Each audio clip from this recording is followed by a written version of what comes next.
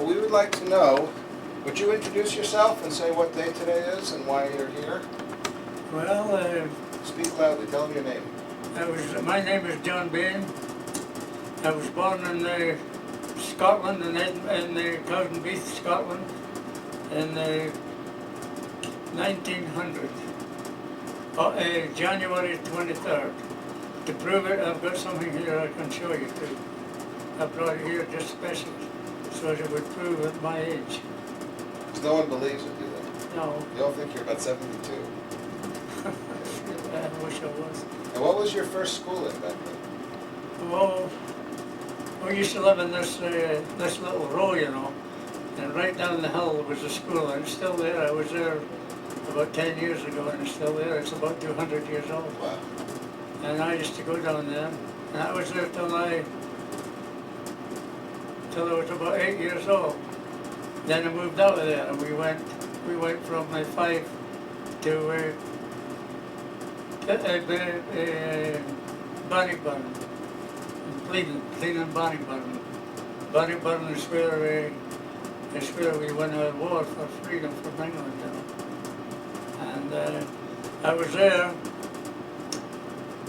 till I was 13, and then they took me out of school. In those days, if your family was big, you know, and you needed help, you could get exempted from school when you were 13 and you went to work. So I came out of there and I went right into the mines, coal mines.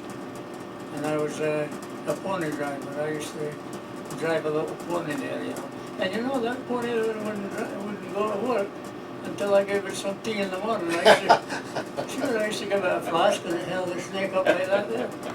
Hang on a second.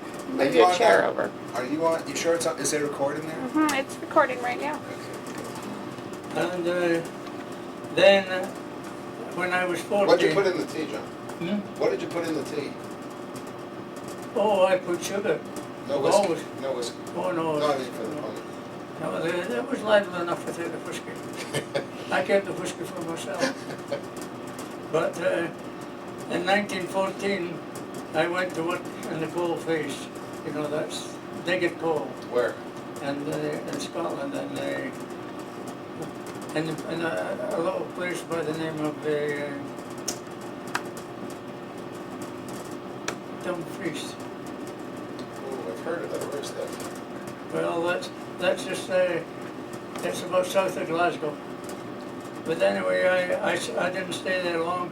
When we moved back into Fife, and I went to what they call the Lahore, and that's where they call this mine the Big Mary, and I worked there, and I was working on this coal.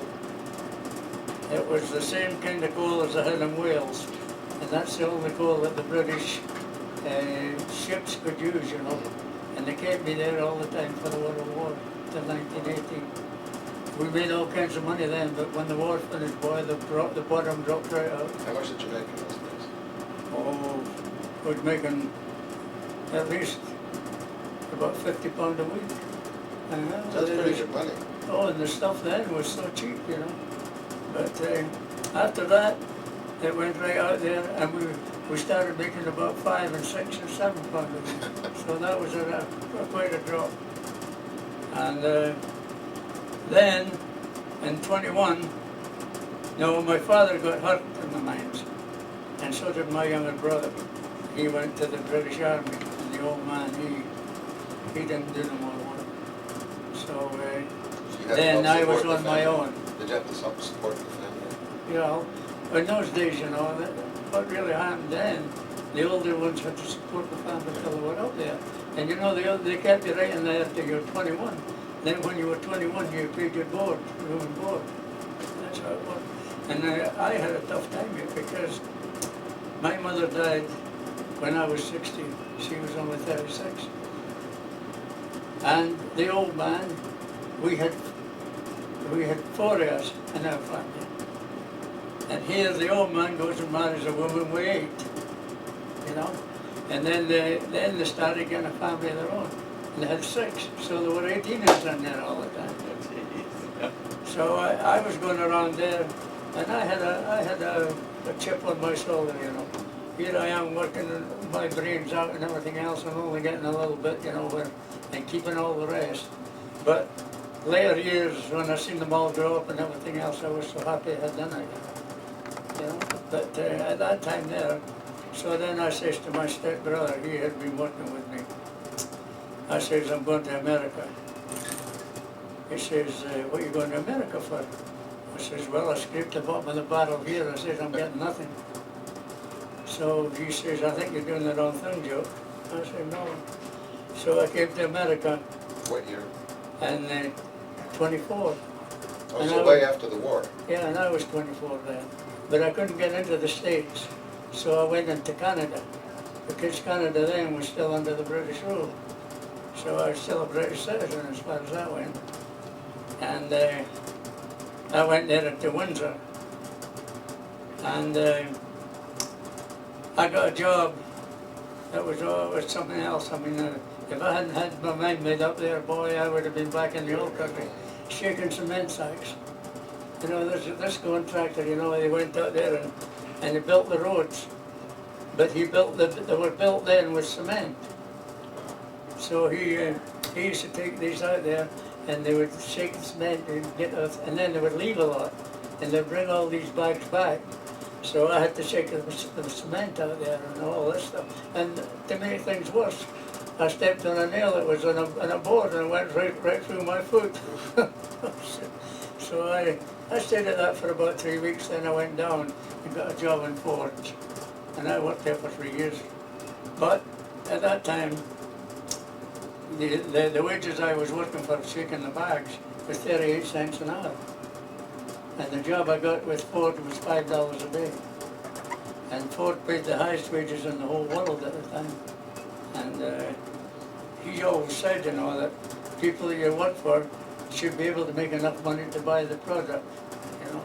So that's how it started. Did you ever meet the old man himself? Well, I seen him going through I seen Henry going through the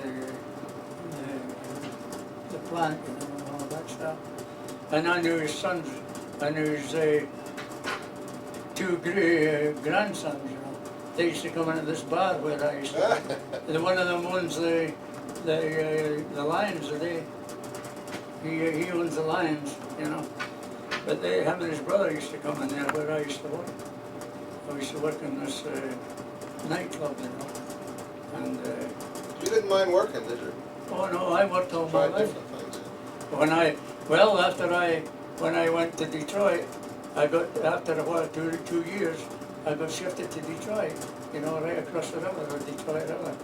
That's the time that you couldn't get no booze, you couldn't buy booze, you know. And here, It's the not guy, good for a Scotsman. eh? Not good for a Scotsman if you Oh think. no, but you know, they used to get the booze over there in Windsor and go right across the Detroit River, you know, and sell it. Sure. So here, at that time, there's a lot of Chinamen there, you know, and they used to pay the guys $500 to take them from Canada right to the American side, you know, and they used to put them in these bags and take them across there. And if they got chased by the guys, you know, the thing was there, they used to just drop the bag on the side, but the guys had already paid the $500, you know, for Oh, it. no. Yeah. So there's more whiskey and Chinaman than the Detroit River or anything else. So then I went from one thing to another. Did you get married back then or afterwards? Oh, I was married before. I know, I got married in Canada or the Detroit. United States? I got married in Detroit. But I knew my introduce wife. your friend over here because they want to know who that is. Eh? Introduce your friend to Diana. Oh, this is Tom. Tom, take a look. This is one of the best guys in the whole world. He looks after me like a kid. Thank you, Takes Scotty. he takes good care of me. That's Scotty's older brother, Tom. And you know, we both belong to the same lodge. We belong to the Oddfellows. One of the greatest lodges in the whole world.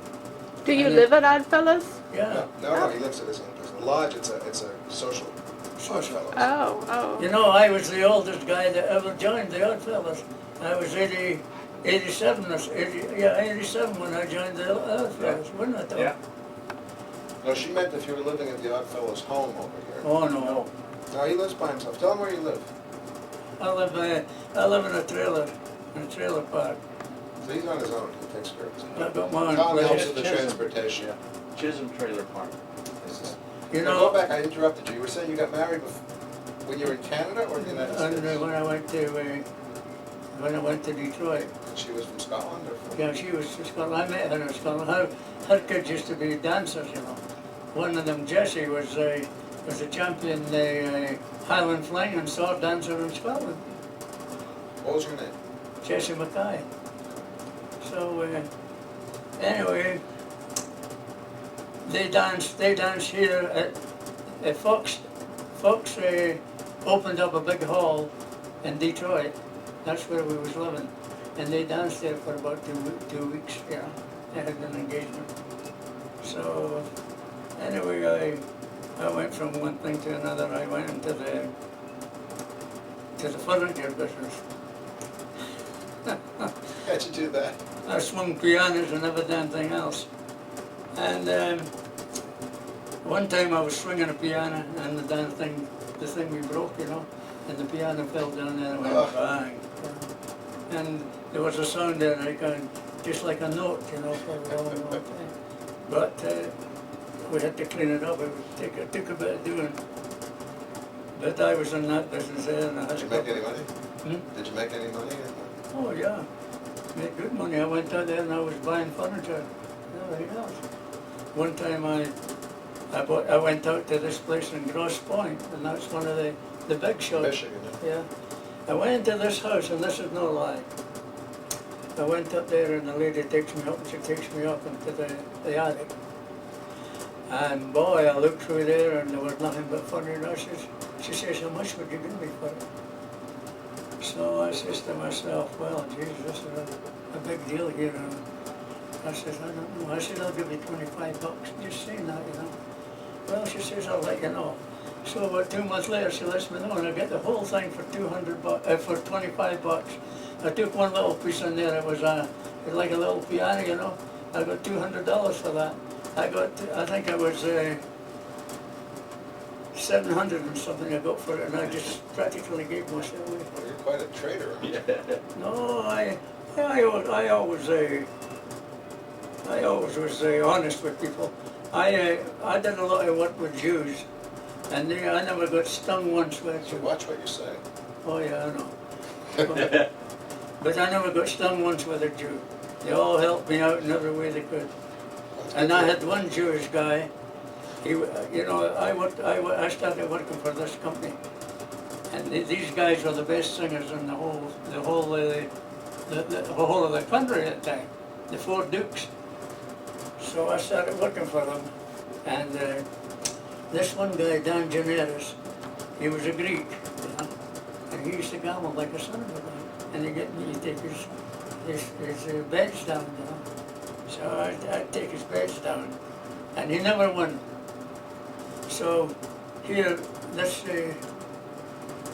August was his name. He was Jewish. He was a real nice guy. So he comes to me. He says, "Here, Scotty," he says, "why don't you give me this here?" And he says, "On the winnings," he says, "I'll pay you 10%." I says, "Crying out loud!" I says, "I never win." I says, "What about the money to pay?" I says, "Give me 10% on that." So he did, and he made money, and I made money. And then his son, I don't know, he was about 12 years old. They come into something, and they make the son some deal there. You know, he's ahead. You know, make him a man or something. Yes, bar mitzvah. Yeah. So he invites my wife and I up there. You know, and he used to take me to all the fights and everything else. It was in Detroit. And Sounds like you got along with everybody. oh yeah, I got along pretty good with him. Can you tell them the story about the painted greyhound, the whippet? Oh yeah. No, that's another story. John was I a used dog to- trainer in Scotland. I used to train whippets, dogs, greyhounds. So here, What year we talking about? when they started up in those days. What year are we talking about? Because we're still in Scotland, though. Oh yeah, this is way back in 20. So they used to slip, what they called slipping the dog. So they used to have a place where you slipped the dog, but you held it by the back of the neck and the tail, you know, and you stood like this, and you threw your dog when the guy put the gun off, you know. And here, this day they were having a big deal on, you know. So they brought in a dog, and the dog was supposed to be a black dog, you know. And a white dog. Let's see. Oh yeah, it was supposed to be a white dog, and there's black dog, and then they had the dog painted white. So they won its first heat and its second heat, and they were into the finals, you know. And here's when they go into the finals, it started raining. And they started slipping the dog, and the dog flew up there, boy. And you know, the other guy at the top, he had a big white sheet, you know, and the dog would fly, you know, get that, and he's flinging in his arm. So here before he was getting up there, the paint was, you know, coming off the dog. But they got away with it, you know, because they couldn't prove it. That wasn't you, was it? Eh? That wasn't you, was it? No, oh no. I had a good dog one time. It was a brindle, and it was fast. And here, this guy in England, his cousin lived in Scotland, you know, and he sent this dog up. He stole this dog. It was a greyhound, and he stole this dog, and they brought it up there. So none of them were working but me. So we entered it anyway in the races, you know. And here, this dog would go like this and walk. I said, Jesus, it don't look too good. So we tried it out, you know, with my dog, and hell, it left my dog so fast it wasn't even funny. So what we had to do then, you got 35 yards. That was if your dog couldn't win off of 35 yards, you know, from the back, you know, you got 35 yards.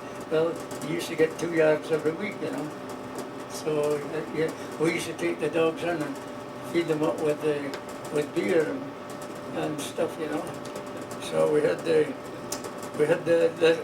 this dog here we had it out training one day, and it ran a lot of glass, cut all its feet up. Oof. So anyway, we had the greyhound. So this one guy had the greyhound down, and he had the thing there on his neck, you know, and they were cutting cotton up there, you know, and he stood there, and there was a 5-bar gate there, you know, and he was watching them cutting cotton, and here there were hairs running out of there, you know. So what happens was the guy's watching there, and the dog backs out of the collar and jumps right over the fence and gets right after the hair. So there was a gamekeeper there, and the gamekeeper fired some shots, and the dog fell. So anyway, this guy, the dog went after the gamekeeper, and they had a fight. So a while later, we had taken this dog out before, but it had never killed nothing. So this day I took it out, and there was a hare rose away there, and after it gets after the hare, you know, and he just took the hare and threw it out. Its head blind, and the hare was dead. The hare weighed 20 pounds. I got it at home. Geez, I pretty near killed myself. So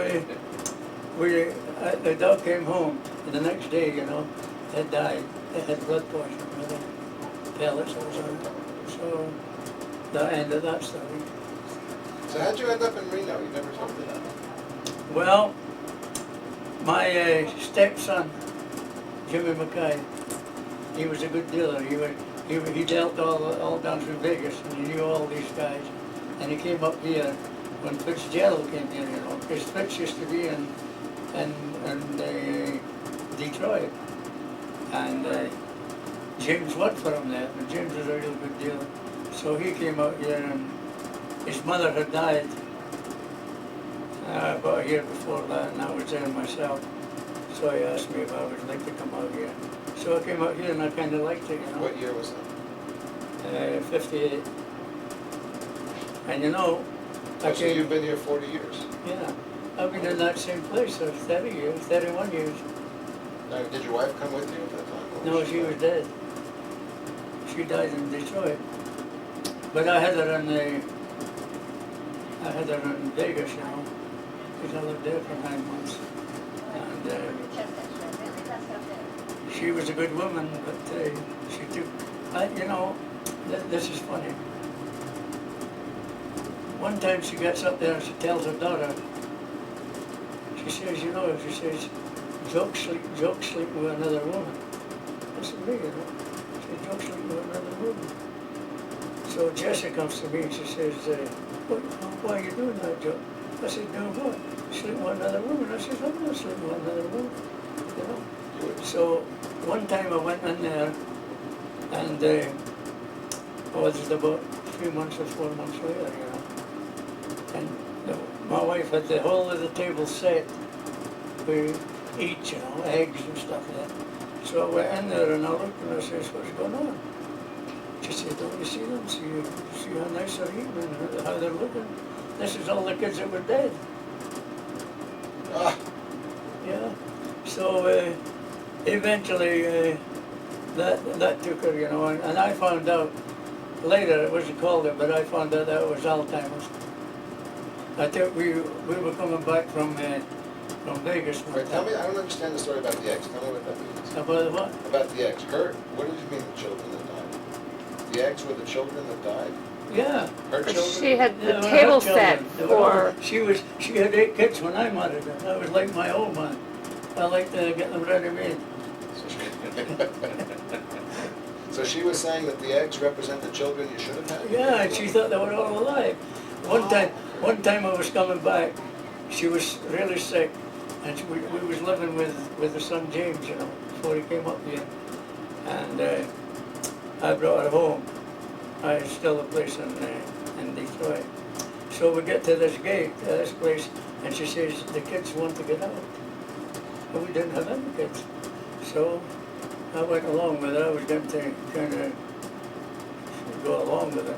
So I opened the door and let it stand open, and the kids all got out. So I was stayed out there for about 15, 20 minutes.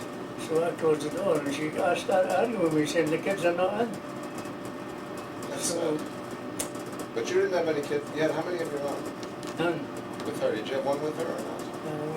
She had about 3 or 4 abortions. She didn't have one with you. And is But, that, but anyway, I left there and went out, and I went about 10 miles, and I had to go right back in and stop and open the gate again to let the kids in. that's sad. It How was- old a woman was she when she passed away?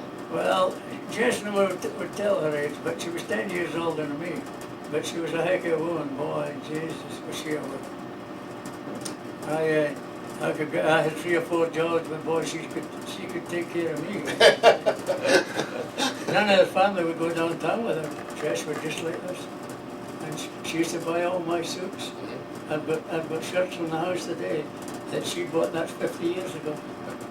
I've got Well, lots you had of, another girlfriend here, but you didn't get married again, did you? no, I was, That other woman who you said was your good friend? oh yeah, and I got, one of them called me up today, Joe. She's coming out Saturday to take me out. Today is January 20th, Yeah. 1999. So John will be 99 years old in 3 days hence, right? Yeah. What are you going to do to celebrate? Hmm? What are you going to do to celebrate? Oh, I don't know, I've got lots of things. What are you looking for? Oh, I see you there. Cold? Get that Do one. you want your I coat? wanted to show you something. Oh, okay. Tell them what your favorite whiskey is. Much whiskey. I brought John some whiskey from Scotland, but he drank it all. He didn't have me over to share it. Yeah, Jesus, that was dear. That was it.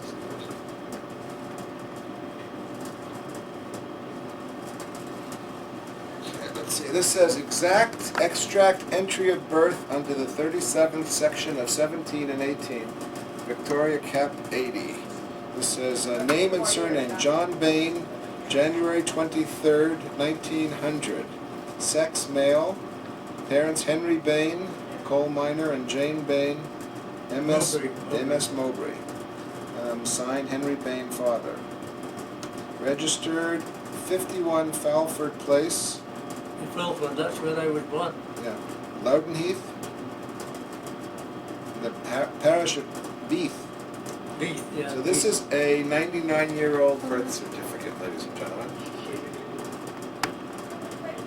carry this with you all the time, I had just that in there case last anyone year. believes. Let Let me get this up closer and see if she can No, see. no, no, no, no, no. But I said I would take it just for the hell of it, you know.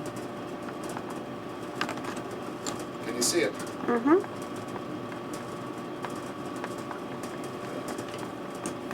So I guess you're the real John Bain. You're not his son. Oh yeah.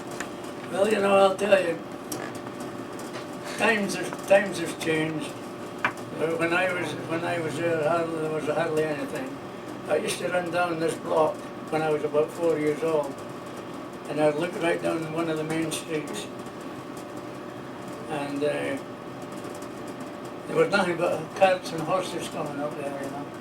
And here the guys were sweeping the road, and they didn't have a broom.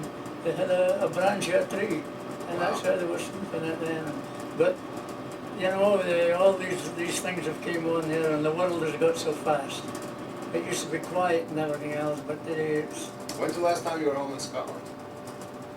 1987, I think. It'd be interesting to see what you think about it. You going home next summer to visit your sister or not? Well, How old's your sister? my sister? Yeah. Oh, Rachel, she's 97 and a half. Because remember, you were going to go visit her, what, last summer Yeah. or the year before? And this You got other sick. sister of mine is 84, the youngest one. So, But you keep in contact. oh yeah. Did you hear from them for Christmas? Oh this yeah, year? they've been calling me up all the time. Sure. Yeah, I call them up, but I call Rachel up once a month. Well, John was going to go home last summer and he got sick. He said, I'll go next year. Yeah. So that'll be kind of a nice celebration. Hang on, let me go get Pat, because I'd like Pat to just say hello. I'm going to click it off. You know, I used to finish it when I was on what they called the back shift, you know. And I used to be in there, I used to start it, For how many years? 19 years? yeah, since about 19, let's see, since 75, So Who's 24 that? years. yeah. And she just had to leave for a conference in Las Vegas and was late for her plane, so we can get her on the pictures. We'll have to add her a little bit later. But Well, do that's this again all right. sometime. She's, Tell us a her and story Ginny, about... you knew Ginny too. Yeah, tell her how long ago you've known them? 24 years. Eh? You taught them everything they know about taking care of older people. Oh, yeah. Well, you know, I went to the clinic first. The clinic used to be up there on 7th Street, and at the church. You remember the church up there? And I went up there this time, you know, we used to get eats. And who was there? But they had a sign there saying about getting your, you know, your Blood pressure. blood pressure taken. So I went to get my blood pressure taken, and I met Ginny and Pat. That's when I met them, and I've known them ever since. They're like your kids. Oh yeah, and you know, Ginny married Dr. Clark. I know. You knew that something was cooking there. Oh didn't you? sure, I seen it. I So never that's said okay. nothing, you know. But you knew that was coming. Oh yeah, They're great when together. they told me that Ginny had married Clark, So tell us what you're going to do for your 100th birthday. What you going to do for a birthday party next year? well, I'll tell you, when you get this age, you don't look that far ahead. I look every day ahead, and I figure that when I go to the doctors and he's helping me out, everything else, that means a lot, and that's about all I can go by. If God To smoke. be 100, so be it. If He doesn't, I'll die. I won't die happy, but I'll die.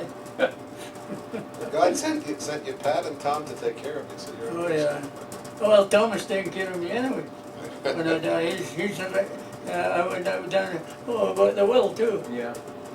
You got all that arranged. Yeah, I was going to give my trailer to my stepdaughter-in-law, you know, but she didn't want it. So I had her name down, so I had to go and take it off. So I don't know what we're going to do about that. They said that I had to sign it, I had to send it out and I'd sign it, but they've never told me yet. But, Well, you better hang on a few more years. oh yeah, There's some more well, scotch to be drunk, some women to visit with, and some stories to tell, oh yeah. right? Well,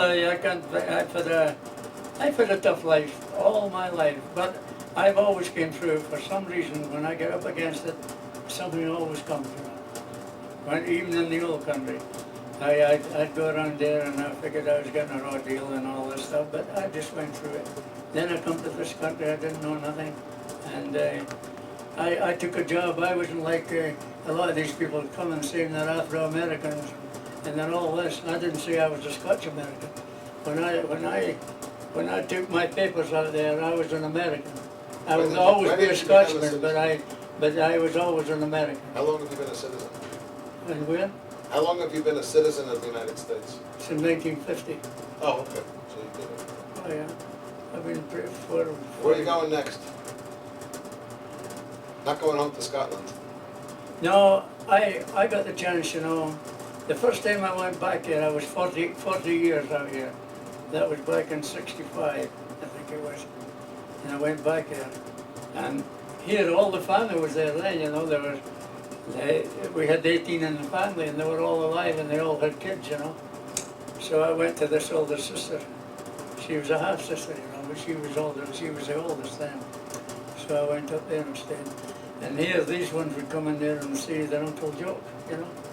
So I'd say to them, which one are you? You know?